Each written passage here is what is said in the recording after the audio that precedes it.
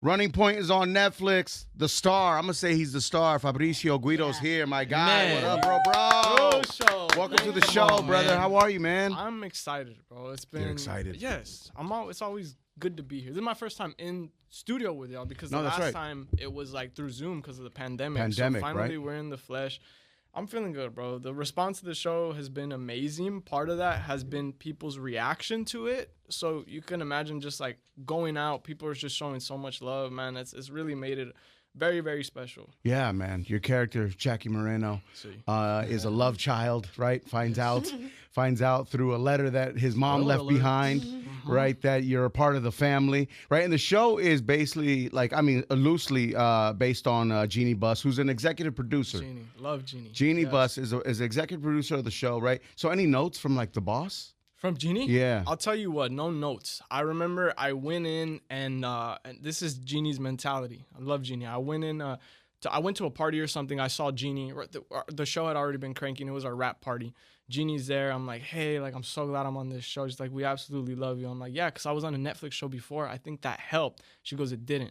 You earned it. She'll talk to me like I'm a player. Talk to me like we're a team. Yeah. She wants to get the best out of everyone. So I absolutely love Jeannie. I love that this show is here in LA because I'm LA born and raised.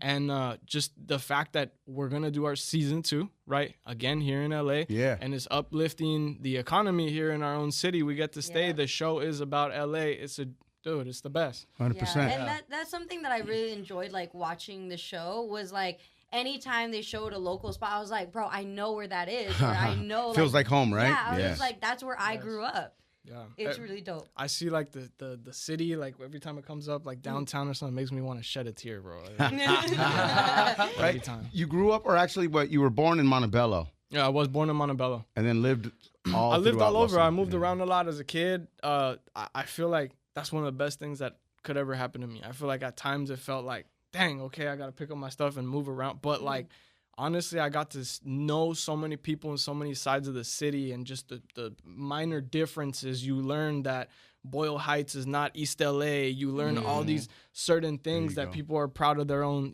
communities about. But yeah, I can't claim a city. I love it all. What you know about JNS though? About JNS? JNS in Montebello, yeah. I never been. Oh, Dude. damn. No, I've never been. Blasphemy. Bro, you need to go to JNS. Cash only though. Cash only, the best. All right, I figured. You know Jackie's fake East LA. I'm not fake East LA. What does that mean? He likes to say that I'm fake East LA because I was born, East I grew up borderline East LA, Montebello. Literally, my parents' address is like LA, but 2 doors down is Montebello. It's tough because you probably had friends that were growing up in that area too. Same thing with me. Like, at one point, I lived borderline Alhambra City Terrace. Like, I could take 3 steps, and I saw Welcome to East LA. It was literally like right there. And then I'd go and kick it off Cesar Chavez on New York Street with all my friends there and skateboard. But then it was like, all right, now I'm going back home to my zip code. Yeah. You know what I mean? So, like, I'm familiar with that whole area too. So I guess I'm a little bit of fake East LA at times. Yeah. It gets Literally, tricky. like 2 blocks down is Whittier Boulevard. I'm like, bro, that's East LA. Like, Yes. That's right. And you went to Sure High? yeah. Oh, Sure. dang. That's not fake East LA, man. It's just, if you went to Sure, it got real. It got real. Yeah. What high school did you go to? I was homeschooled. You were homeschooled. Yeah, I was homeschooled through high school. Yeah, because I'd already been acted, working. Yeah, and I needed, I guess, the hours or whatever. I tested out of school to graduate early at like 16 and some change. Oh shit. And then I started working legal 18. But yeah, my high school days were at home. Yeah. Well, yeah, you were working young, man. We love watching Grey's Anatomy, for example. Yo, Bro. that's crazy. And so, like, Bro. I was like, no, That's I crazy. don't remember seeing him, like, They in were just Grey's showing Anatomy. us that. You're laying in the hospital bed. I had a fart stuck. Yeah. The fart was, yes. A fart stuff. It's come a long way, bro. From Grey's Anatomy, and now I'm here sitting right where Sexy Red was. That's right. Now you're sitting in her fart. Sitting in her fart. Big plays. Yes. That's right. Whose idea was it to act? Was it your idea? Was that a dream of yours? Was it introduced to you by family? It was introduced to me by the setting I kind of grew up in. My mom was heavily involved with the local theater here in LA, like in Boyle Heights with Casa 01 and then the Frida Kahlo Theater. It was the community theater that my mom was around acting. As a kid, I'd do my homework. I'd go over there and just like tend to my work. Her friends were like kind of indie filmmakers and people that were going to school. They were in their 20s. And they'd be like, yo, Jackie, my mom's name is Jackie. They'd be like, can we borrow your son for this film? She's like, I don't know, ask him, see if he wants to do it. Wow. And I'd be like, yeah, I'll give it a shot. And I really liked it. I was obsessed with Spider-Man. I was like, I want to be Spider-Man. Now I'm chasing kind of like different roles, but but yeah, man. Before you knew it, my mom was like, all right, let's send you out for commercials, and that was a whole other thing, just going out for commercials and stuff. And wow, yeah, and there it was. Wow. Was there a point where you didn't want to do it and thought, I want to be a firefighter or a professional boxer? When I was little, I wanted to work construction. That's right. Really? Yeah, because like all my uncles worked construction, and they'd go to work, and I'd stay in my grandma's backyard, and I'd just like try and build stuff. But no, I mean, as far as like wanting to do anything else, nah. Did you hold down like a regular job anywhere? Never. No. Never. This has been it. Yeah, Acting has been your life. Yeah. Hell yeah, bro. Yeah. Lucky bastard. That's awesome, man. See? What a beautiful life, right? I mean, but it hasn't been easy. I know. You go on auditions, you think you got something, you don't get it. That's got to be tough too. That's heartbreaking stuff, especially as a kid. Yeah. Oh, dude, the rejection is crazy. That when you ask me like, has there ever been anything else you wanted to do? Yeah, sometimes. Yeah, right. Sometimes it got to that point, but I had a really strong support system with my mom, and just seeing her kind of journey with acting in the theater and stuff. My mom's not a quitter, bro. So like, if I ever think I had it hard, I see the generations before me, and I'm like, no, no. You can't quit. No, there's no quitting. No. Nah, hell no. Because it'd be a disrespect to everyone before you, right? Sure. 100%. Sure. Where were you when you found out season 2 of Running Point was going to happen? I was in bed. Like, okay, so I've gotten notifications, or they've reached out to me before one time when a season got picked up. One time before, bro. Right, and it was through Netflix too. And that was more official. Like, I knew a day or two before the public, and then they wanted to, release it. I was in bed, and my phone started going off at like 8-ish in the morning, and I just checked, and it was like, congratulations. I thought it was just kind of like the spillover from just congratulating me because the show released, because it was only 7 days or 6 days after the show dropped. And I wake up, and there's like articles, season 2. I log into Instagram, and Kate's on the Instagram like, hey, you asked, we listened, we're coming back with the season 2. And I was like, dang, am I dreaming? Or it's very early. You're like, you guys didn't send this in the group chat. Right. And you think like Netflix would call you or your people, right? They had to. We called to confirm. Yeah. You called them. Yeah. Don't get too excited. Don't get too excited. Yeah. Right, this could be a fluke. Let me call. Guys, am I in it? Am I a part of this? Good, like, that's so scary. I know. I know, right? It's like, wow, are they like, is this train leaving without me? Yeah. I guess it was just moving so fast, and just knowing Kate, it makes sense. She probably was privy to it first. She got word first, and she works hard. She plays hard. So I just know she was so excited to share it. And she's a legend too, right? Yeah. Legend, Kate Hudson. Lane, it's Penny Lane, Garcia. Talk about it, Garcia. Yeah. No, legendary. When you move up to Carving Station, that happiness, like, man, you really feel that happiness, bro. That was probably, like, I thought, like, that's probably his reaction to getting the role. No, dude, I cried. Man. I cried, bro. Wasn't your mom crying too? Yeah.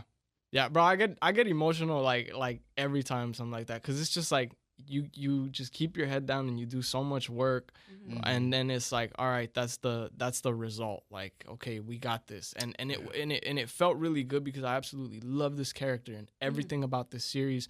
I love that it was in LA. I just felt so connected. I just felt like it was me.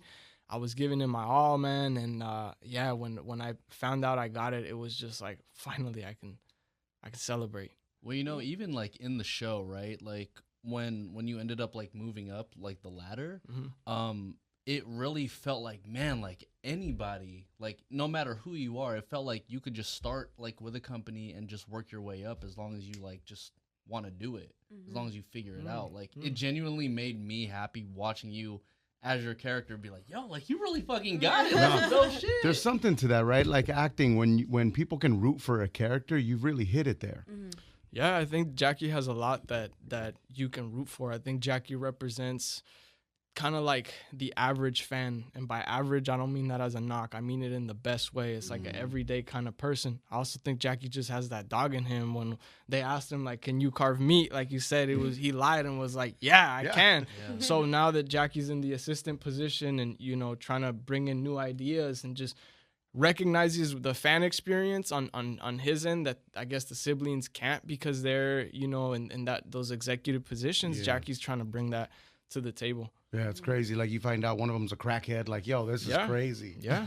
But yo, it's like being in a Latino family, right? There's like there's dysfunction. There's somebody on a substance. Right? Yeah, dude. I was with my family this Saturday. We were talking about my uncle breaking his rib when he was drunk because I dropped him. Yeah, dude. You know it. Right? You know it. How has Brenda Song become a friend of yours? I love Brenda.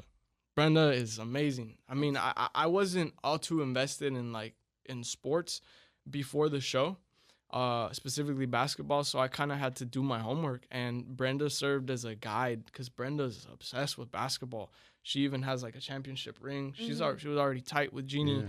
Like, she knows diehard Linda Laker Rambis, fan, right? Diehard. And like, she's a diehard football fan too. That's right. Yeah, she's a big Rams fan. I don't know if people know this. Like, Brenda went to the hospital once because she like hyperventilated because of a game. She got so excited.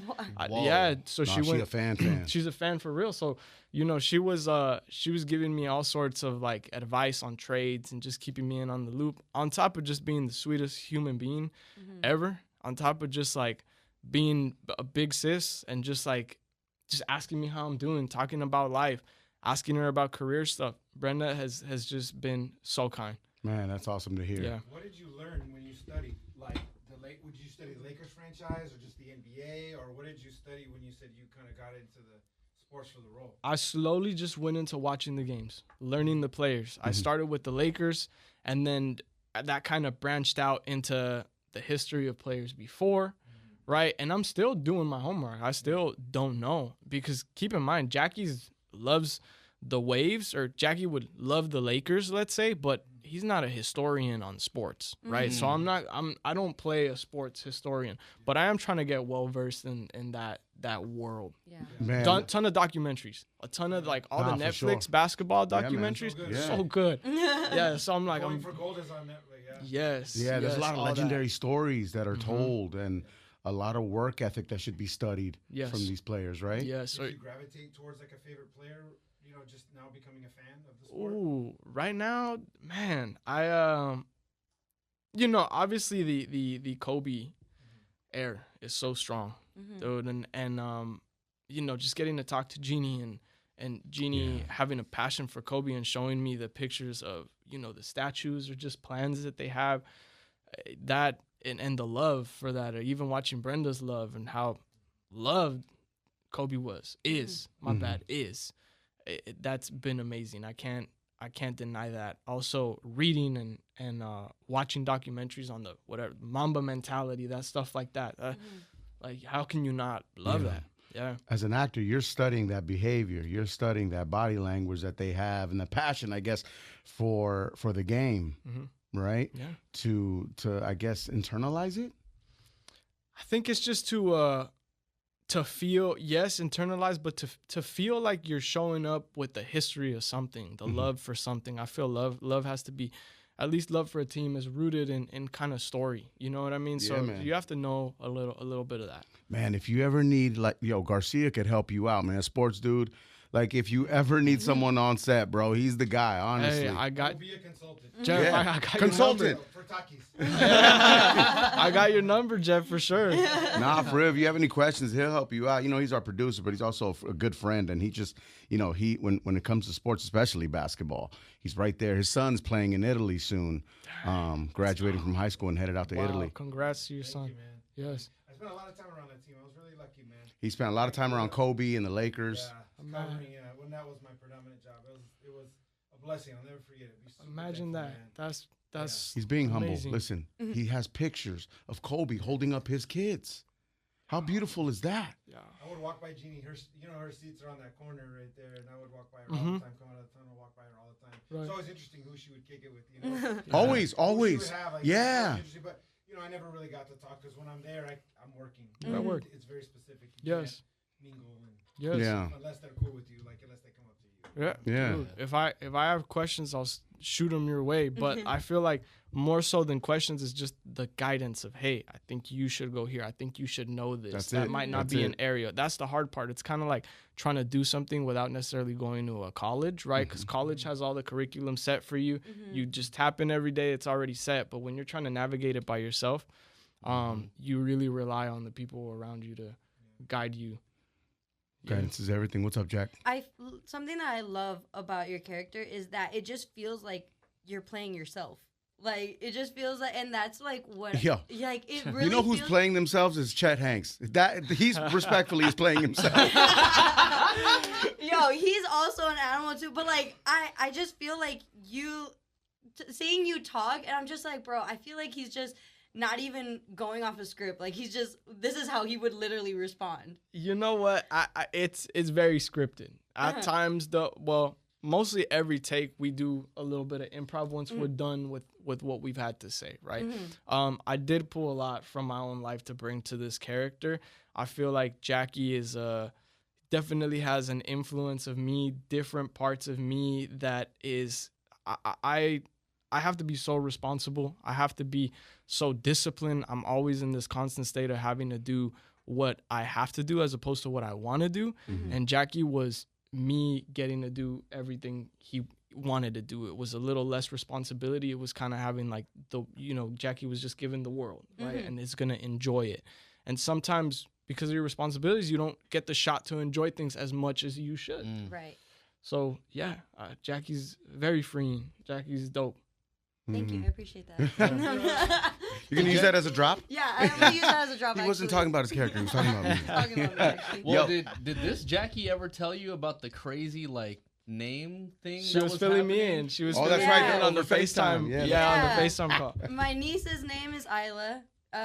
Obviously, your character's name is Jackie. There was a custodian's name who is Nico. And then there was a board member whose last name was Ramirez, which is my last name. His mom is Jackie. And his mom is Mom's Jackie. Jackie. And That's so crazy. we were stupid high watching this show, right? They were. And I was just like, are we high or is all the names actually clicking with like our real life? Why is this clicking? They start putting in addresses. That's Yeah. me. That's mine.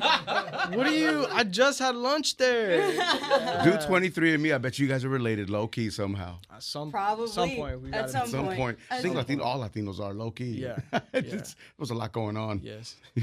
Didn't 23andMe just file for bankruptcy, Garcia? Yes. You saw that, right? Oh wow. That's crazy. Their staff quit or something Yeah, beforehand. Is that right? Is that what happened? I don't know what's going on. Sell everybody's information. That's the scary part. Whoa. That's why I didn't send it in. Yeah, I've never done it either. I'm not doing that, That's man. why I've been iffy, bro. I told you, dude. It was tough getting me to go to the doctor, bro. So, We only go to the doctor when something's like really wrong. and we gotta get better at that. We do. We gotta get As as a Latinos, community. we do. Gotta get Yeah. better at doing that. Nah. Yes. I'll find something here and I immediately check my other arm to see if it's the same way. Right? Because I'm like, okay, if it's there on both arms, I'm healthy. You start making promises. You're like, God, if this goes away by tomorrow, I'll give up. That talk with God is I'll never do it serious. again. God, I'll never do this again. Jeff, right? Like, yo, you just Bro, everybody. that's the realest shit ever. you just start Go to talking the to God doctor. and you start making deals. Yeah, you No, start cutting literally. deals, man. And you still do it. And you still do it after. 100%, man. Bro. Yo, man. So, stand-up comedy is also something that you're doing, right? That's a new passion of mine. Nah, man. you're It's killing it, been- man. I've Thank seen many you. clips, man, and Thank that's you. tough. It's tough being up there. Even as an actor, being on stage, being on the screen, stand-up comedy, that's a whole nother world. That's a whole nother fear. I'm trying to be funny, man. I'm up there and I love it. It is just my only goal with that right now is just to have fun, just to enjoy myself, make people laugh.